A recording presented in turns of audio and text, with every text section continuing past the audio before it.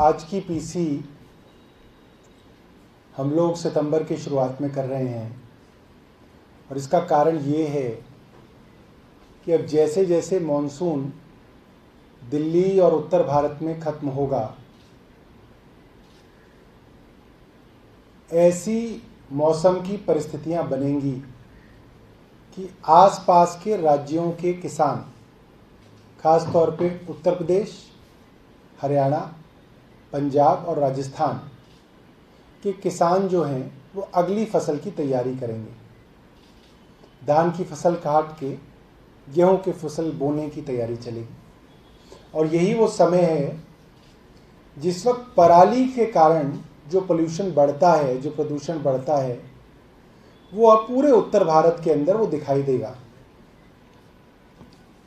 एक एजेंसी है सफर, उसके मुताबिक करीब 45% पोल्यूशन जो उस समय दिल्ली में होगा वो सीधे तौर पे पड़ोसी राज्यों की पराली जलने से होगा।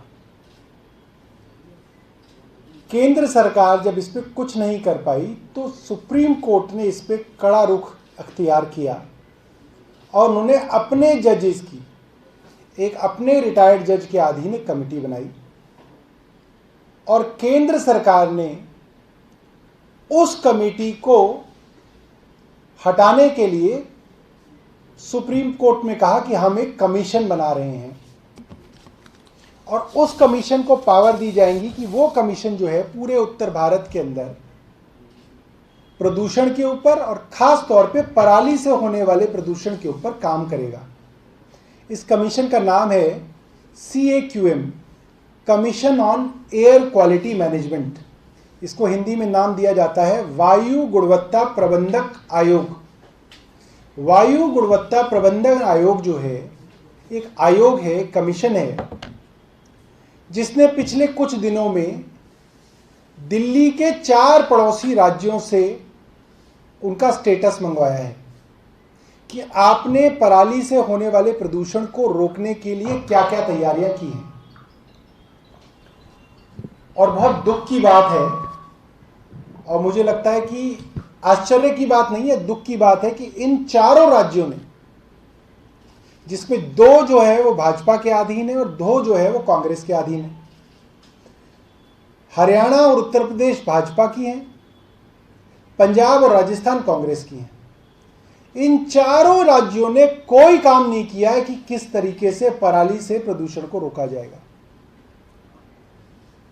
पराली से प्रदूषण रोकने के कई उपाय इस वक्त देश के अंदर उपलब्ध हैं।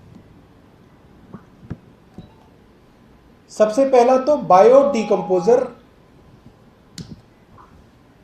जो कि दिल्ली सरकार ने पिछले साल कई लोगों को दिखाया कि कैसे बायो डिकम्पोजर से आप जो पराली का जो स्टबल है उसको गलाकर खेत के अंदर ही खाद बना सकते हैं। तो उसके बारे में इस आयोग ने इन राज्यों से पूछा। जिन मशीनों से इस स्टबल को निकाला जा सकता है और इसको प्रोसेस करके इस्तेमाल किया जा सकता है, इस तरीके की बहुत सारी मशीनें उपलब्ध हैं बाजार में। और केंद्र सरकार ने इन राज्यों को कहा था और आयोग ने राज्यों को कहा था कि आप इन मशीनों को किसानों तक पहुंचाने के लिए, इसके ऊपर सब्सिडी देने के लिए आप अपना प्लान जो है आयोग को दें। तो आयोग की ऑब्जर्वेशन है कि राज्यों ने कोई प्लान जो है आयोग को नहीं दिया है। सिर्फ कागजी कार्रवाई है कि जो पराली आएगी उसका हम इथेनॉल बना लेंगे, उसको हम इंडस्ट्रियल यूज़ में इस्तेमाल कर लेंगे, उसको हम एग्रीकल्चर के अंदर इस्तेमाल कर लेंगे। कैसे इस्तेमाल करेंगे इसके बारे में कुछ नहीं बताया, सिर्फ कागजी कार्रवाई है। मशीनरी कैसे, किस तरीके से, किस प्रोसेस से किसानों तक पहुंचेगी, उन तक सब्सिडी पहुंचेगी, इसका कोई ब्यौरा जो है इन स्टेट्स ने नहीं दिया है। बायो डिकम्पोजर जो है वो कैसे मास स्केल पे बनाया जाएगा, किसानों को डिस्ट्रीब्यूट किया जाएगा, इसका कोई प्लान जो है इन राज्यों के पास नहीं है। किसान पराली ना जलाएं इसके लिए कहा गया था, कोर्ट ने कहा था कि आप 100 रुपये प्रति क्विंटल की मदद हर किसान की करेंगे, ताकि वो पराली ना जलाकर किसी और तरीके से इस स्टबल को, इस पराली का इस्तेमाल करे। उसका कोई प्लान जो है आयोग को नहीं दिया गया है, क्योंकि चावल की ही एमएसपी जो है, धान की एमएसपी जो है वो डिक्लेयर्ड है, बाकी फसलों की एमएसपी नहीं है। इसलिए अभी भी किसान जो है सबसे ज़्यादा धान ही उगा रहा है और धान ही काट रहा है। तो स्टबल की जो है क्वांटिटी जो है वो इस बार भी उतनी रहेगी जो पिछले साल हुआ करती थी। आयोग ने यह भी कहा है कि कई राज्यों के अंदर किसानों ने पराली काट के इकट्ठी करके रखी, कि डिस्ट्रिक्ट एडमिनिस्ट्रेशन जो है उस पराली को इकट्ठा करेगा और उनके यहाँ से ले जाएगा, बट इसका भी कोई इंतजाम उन राज्यों के अंदर नहीं था। अंततः किसानों को वो पराली जलानी ही पड़ी। किसानों ने कई महीनों तक उसको रखा कि कोई आएगा इसको इकट्ठा करेगा, उसका कोई तरीका नहीं था, वो रह गया। पंजाब के अंदर बायोमास प्लांट्स बनाए गए हैं, वो भी अभी तक ऑपरेशनल नहीं है, ये भी आयोग ने कहा है।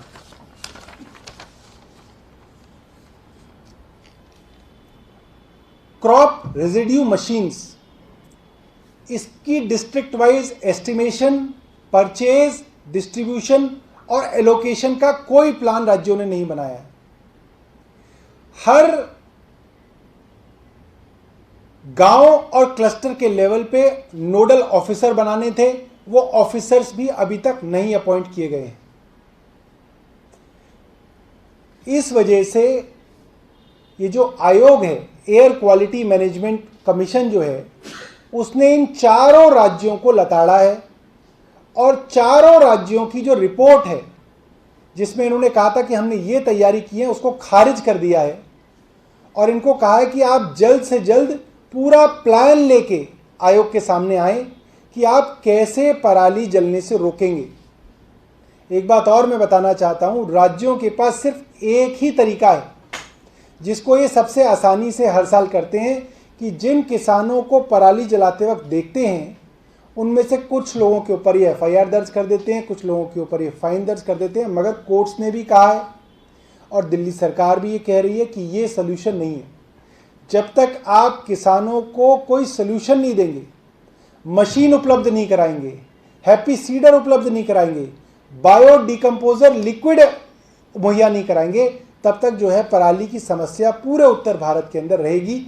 आज आम आदमी पार्टी ने ये प्रेस कॉन्फ्रेंस इसलिए की है, जब पराली का धुआं पूरे उत्तर भारत में छा जाएगा तब हम सब लोग ढूंढेंगे किसको दोष ढूंढा जाए, किसको दोष दिया जाए, किसके ऊपर जो है पूरे दिन जो है आज की न्यूज़ चलाई जाए। तो मैं आप सब लोगों को बता रहा था कि आज समय है कि आप इस खबर को जोर शोर से उठाएं, ताकि ये पड़ोसी राज्य जहां पे पराली जलेगी 2 महीने बाद, 1.5 महीने बाद, ये पहले ही कोई प्लान बना के इस आयोग के आगे पेश करें, ताकि इस बार जो है पोल्यूशन कम हो सके। बहुत बहुत धन्यवाद। अगर आपके पास कोई सवाल है तो आप पूछ सकते हैं। Thank you.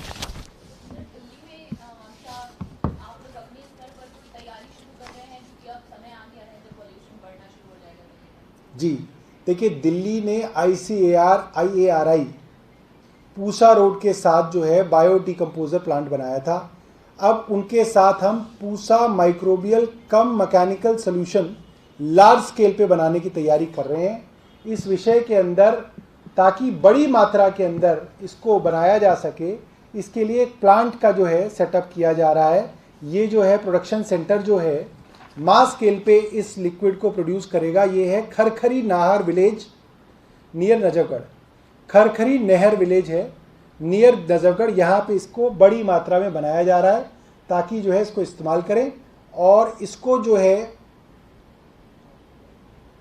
हिरंकी गांव के अंदर बड़ी मात्रा के अंदर इस्तेमाल करने के लिए इसकी शुरुआत की गई थी और इस बार भी इसको बड़ी मात्रा के अंदर जो है दिल्ली सरकार किसानों को बांटेगी। इसके अलावा आपको पता है कि एक स्मॉग टावर जो है उसको दिल्ली सरकार ने बनाया है और उसके ऊपर हम लोग रिसर्च कर रहे हैं। उसके ऊपर IIT की टीम्स, टाटा प्रोजेक्ट्स की टीम्स और यूनिवर्सिटी ऑफ मिनेसोटा की टीम जो है रिसर्च कर रही है। अगर उसके अच्छे रिजल्ट्स आए तो उस तरीके के स्मॉग टावर्स को और भी दिल्ली के इलाकों में लगाया जाएगा। सर, क्योंकि स्थिति दिल्ली की सबसे ज़्यादा खराब हो जाती है, जी जिस तरीके से धुआं आता है, क्या मुख्यमंत्री या किसी लेवल पर बात की गई है इन तमाम स्टेट्स के मुख्यमंत्रियों से कि किस तरीके से सोल्यूशन निकाला जाता है कि जा सकता है, या कोई ऐसी व्यवस्था जिससे दिल्ली वालों को दम न मिले? देखिए, जब ये बायो डिकम्पोज़र का पायलट प्रोजेक्ट पिछले साल दिल्ली में किया है, तो हमने सब राज्यों को इसकी डिटेल्ड रिपोर्ट भेजी है और उनको हमने आमंत्रित भी किया है कि आप आएँ और उसको देखें। और सबसे बड़ी बात यह है कि ये जो एयर क्वालिटी मैनेजमेंट कमीशन है, इसने खुद इस बायो डिकम्पोज़र सॉल्यूशन को अडॉप्ट किया है और सब राज्यों को कहा है कि दिल्ली की तर्ज पे आप भी इस बायो डिकम्पोज़र को इस्तेमाल करें, ताकि जो आपकी खेतों की पराली है उसको आप वहीं पे गलाकर आप उसका जो है मैन्योर जो है खाद बना सकते हैं। सर, इसी से जुड़ा सवाल ये है कि जिस तरीके से बाद में कोर्ट से आप लोगों को झाड़ पड़ती रहती है और बाद दूसरे स्टेट्स को भी पड़ती है, आप लोगों को भी पड़ती है, तो क्या इस तरीके से कोई प्लान है सरकार का कि वो सरकार पहले से ही कोर्ट को जाए और जिस तरीके के हालात आप बता रहे हैं कि पड़ोसी राज्य करने के लिए दिल्ली के लिए तैयार है, उस पर बात हुई है, किसी तरीके से इंस्ट्रक्शन दिलवाई जाए?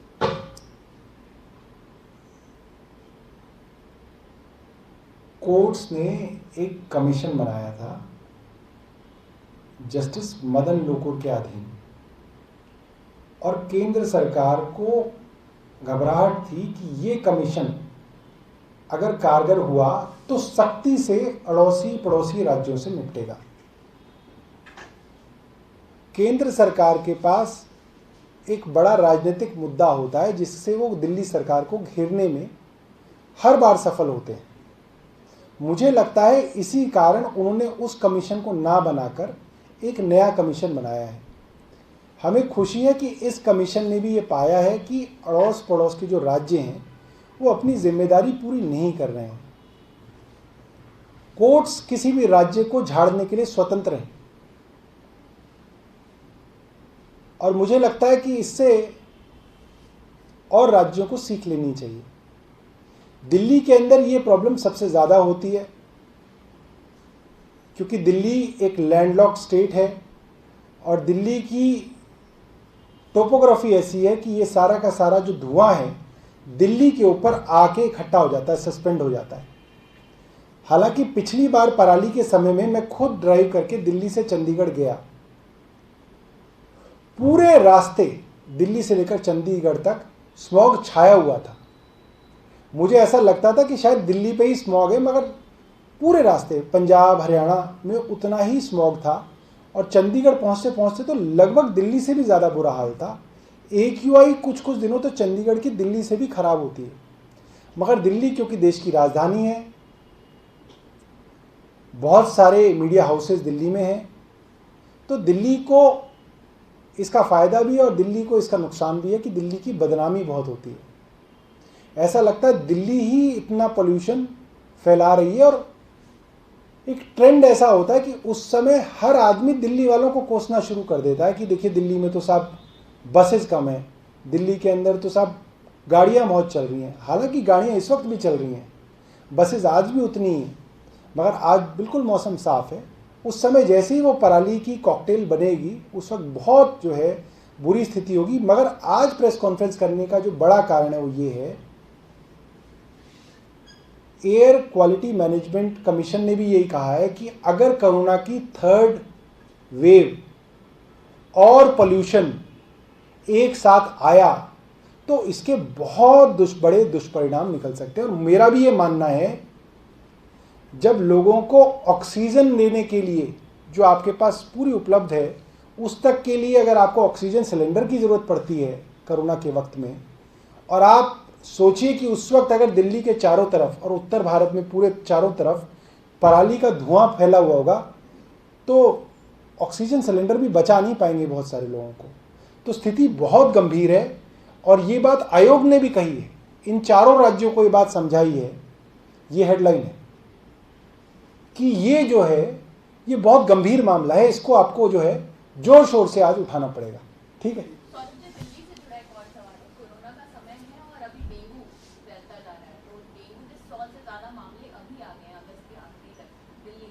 ये कितना चिंताजनक है क्योंकि पिछले साल का इसको कंट्रोल करने में रहे 100 तक आप नहीं पहुंचे और अभी की स्थिति 124 मामले आ गए 2018 के बाद ऐसे मामले। देखिए, मैं दिल्ली के अंदर रहता हूँ और मैं अभी भी इंतज़ार कर रहा हूँ कि एमसीडी वाले कब मेरे घर पे आके चेकिंग करके वो एक नंबर लिख के जाते हैं, मलेरिया विभाग, कि वो आपके घर आए और उन्होंने एक नंबर और डेट डाली कि वो यहाँ पे आ गए। मैंने अभी तक मलेरिया विभाग को देखा नहीं है कहीं पे भी। तो मुझे लगता है दिल्ली सरकार की तरफ से आदेश दिलवाएंगे एमसीडीज को कि ये जो मलेरिया विभाग है ये थोड़ा सजग हो जाए, क्योंकि अगर आप इसको रोकथाम कर लेंगे तभी आप बच पाएंगे। अगर एक बार ये डेंगू फैल गया तो इसको बचाव करना जो है फिर मुश्किल है, फिर वो अस्पताल की सिचुएशन आती है।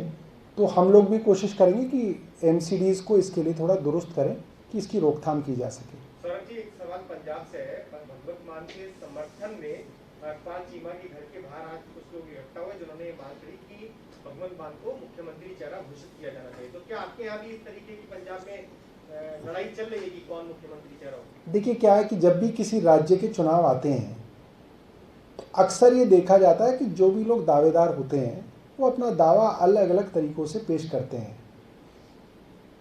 उत्तराखंड में मैं देख रहा था, हरीश रावत साहब थे और कई उनके सहयोगी थे, उनके बीच में भी इस तरीके से देखने में मिला। तो मुझे लगता है कि ये चलता रहता है। इसको जो है एक क्या कह सकते हैं, एक चुनाव आने से पहले की जो एक सरगर्मी होती है उसकी तरह इसको लेना चाहिए। Saurabh, one question regarding Delhi. There are some farmers on the outskirts of Delhi. We are talking about Parali. How are you going to discourage them? Because there are farmers of Delhi also who do this whenever monsoon ends. So, Delhi government has been working closely with the Pusa Institute to create biodecomposer solution, and now we are producing it at mass scale. So that will be distributed to the farmers of Delhi, and it was distributed last time also as a pilot project, but we will do it at a larger scale this time.